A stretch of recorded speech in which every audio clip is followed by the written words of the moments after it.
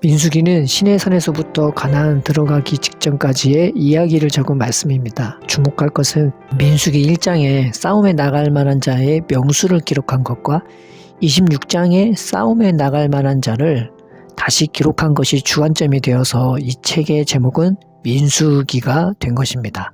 1장에 싸움에 나갈 만한 자는 안타깝게도 광야에서 다 소멸이 되었습니다.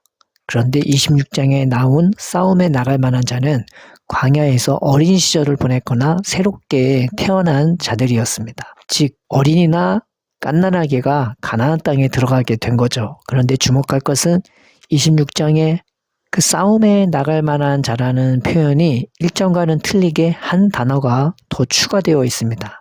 그것은 능히라는 단어입니다. 능히 싸움에 나갈 만한 자를 계수하였다고 기록되어 있는 것입니다. 하나님의 나라를 소유하기에 그 나라를 능히 정복하기에 합당한 자들이 되었다는 거죠. 그들은 어떻게 하나님께 매만 맞다가 이렇게 믿음의 사람들로 바뀌게 되었을까요? 이 26장의 바로 뒤에 나오는 바알부올이라는 기사가 있는데 부올은 틈이라는 뜻입니다. 바알부올 사건 뒤에 26장에 나오는 것인데 이것이 의미하는 바는 우리와 하나님의 관계가 틈이 없을 정도로 온전해진 것이라는 것을 말하고 있는 것입니다. 그 틈도 없는 하나님과 이스라엘의 관계로 말미암아 그들은 이제 하나님의 약속하신 가나안에 능히 들어가 싸워 얻을 수 있는 믿음의 사람들이 된 것입니다. 이것에 대하여 신명기는 그들과 하나님의 관계가 꼭 붙어 있어서 떨어지지 않는 관계가 되었다고 말하고 있죠. 우리에게도 동일한 싸움이 있습니다. 주님이 약속하신 성령 충만한 삶은 우리의 마음과 삶이라고 말씀드렸습니다. 그런데 우리가 약해서 그 성령 충만한 삶에 들어가지 못하는 것이 아니라 믿음이 없기 때문이라고 말씀드렸죠. 이것이 우리의 약함입니다. 그래서 신앙생활은 나를 사랑하시는 하나님의 품에 우리가 꼭 안기며 그분과 나와의 사이가 틈이 없을 정도로 충만해질 때야 그때서야 우리는 믿음과 사랑으로 살아가는 삶이 가능해지는 것입니다. 오늘은 어떻게 우리가 하나님과 우리의 사이에 틈이 없을 정도로 꼭 붙어 있어 떨어지지 않는 관계가 될 수 있는지 살펴봅시다. 첫째는 하나님이 내 하루의 주관자이고 내 인생의 인도자임을 우리는 믿읍시다.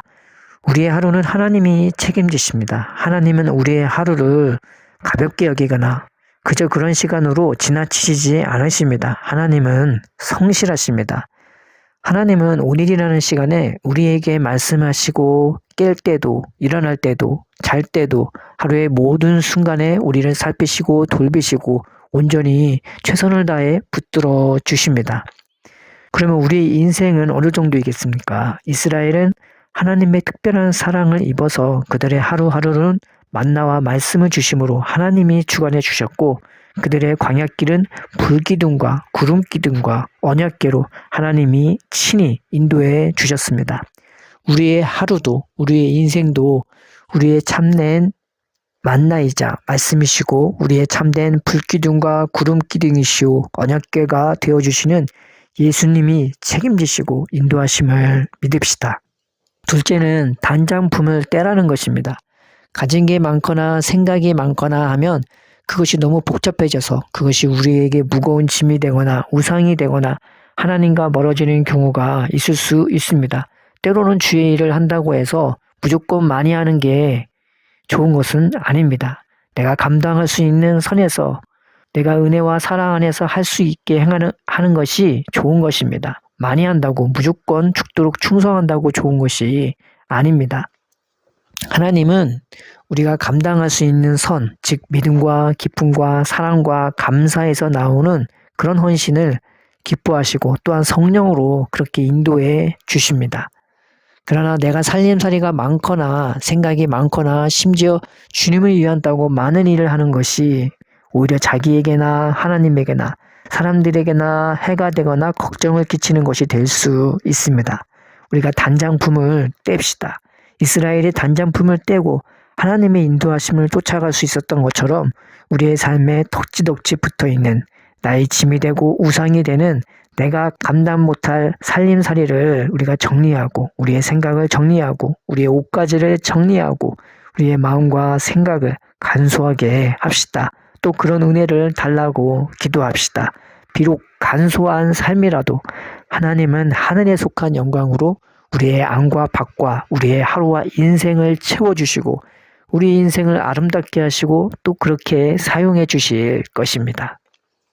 셋째는 다른 신을 두지 말고 하나님을 가까이 하라는 것입니다. 모세의 시종이었던 여호수아는 모세에게 충성된 사람이기도 했지만 그는 하나님을 사모했던 사람이었습니다. 그래서 모세가 회막에 들어가서 얼굴빛이 변할 정도로 은혜를 받고 나오면 여호수아는 그 자리를 떠날 수가 없었습니다. 그 자리를 너무나 사모하여서 그 회막을 떠나지 아니했다고 성경은 기록하고 있습니다. 나중에 이 여호수아가 모세의 뒤를 이은 이스라엘의 인도자가 되었고 하나님의 영에 감동된 사람이 되었으며 지혜가 충족한 사람이 되어 가나안 땅을 이스라엘 백성에게 능히 얻게 해주는 지도자가 된 것입니다. 성경을 모세에 대하여는 여호와의 종이라고 소개하고 있지만 여호수아에 대하여는 모세의 시종이라고 소개하고 있습니다. 그런데 한낱 모세의 시종이었던 여호수아가 막판에 이르러서 여호와의 종이라고 여호수아에 대해 말하고 있는 것입니다. 즉 하나님을 가까이 하면서 그가 말년에 이르러서는 여호와의 종으로 결국 인정받고 그렇게 세워지게 된 것을 말하고 있는 것 아니겠습니까? 우리가 하나님을 가까이 합시다.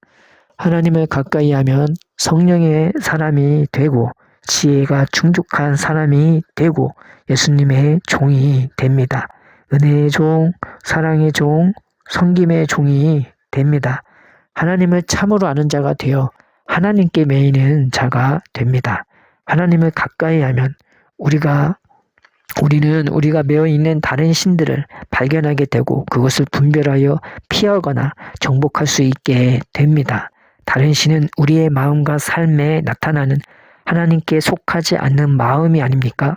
하나님을 가까이 하게 되면 하나님께 속한 마음이 우리의 마음과 생각에 나타나게 되고 그것을 통하여 우리가 말하는 게 바뀌고 보는 게 바뀌고 듣는 게 바뀌고 삶이 변화되게 되는 것입니다.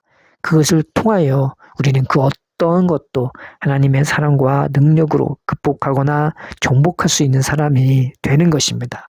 우리가 그 하나님을 가까이 함으로 하나님의 종으로 예수님의 종으로 세워집시다. 하나님은 스스로 충만하신 분이시고 천지에 충만하신 분이십니다. 그러기에 뭐가 부족해서 우리를 부르시는 것이 아니라 그 틈도 없을 정도로 우리에게 그 충만을 부어주셔서 온전한 믿음의 사람들로 세워주시고 하나님처럼 행복하게 세상을 사랑하고 섬기는 자들로 복주시려고 우리를 부르신 것입니다. 우리는 이런 하나님을 온전히 바라보지 못하고 인내하지 못하거나 쉬이 곁눈질하거나 하나님이나 하나님의 말씀에 무관심한 채 눈에 보이는 것에만 쉽게 관심을 뺏기는 연약한 자들이기도 합니다. 그러나 우리가 일어섭시다. 털어버립시다. 주님의 나를 부르신 것을 확신하고 믿으며 서로 격려하며 오늘 하루도 하나님의 인도하심을 믿으며 그 은혜와 사랑으로 살아갑시다. 내 인생은 주님이 주관하십니다. 내 하루는 주님이 책임지십니다. 삶은 은혜받기에 합당한 간소한 삶으로 지혜롭게 살아가며 하나님을 가까이 합시다. 틈새가 없을 정도로 부어주시는 그 하나님의 은혜와 사랑으로 말미암아 우리의 삶이 젖과 꿀이 흐르는 가나안 땅이 되기를 주의 이름으로 축원드립니다. 아버지, 우리를 안으시고 업으시고 태우시고 인도하시는 하나님, 우리를 사랑하시고 불러주시고 날마다 새롭게 태어나게 하시니 감사드립니다. 우리의 마음과 생각조차 우리의 삶조차 틈새가 없을 정도로 부어주시는 그 하나님의 사랑으로 말미암아 하나님 나라에 들어가게 합당한 자로 우리를 세워 주시옵소서. 예수님의 이름으로 기도드립니다. 아멘.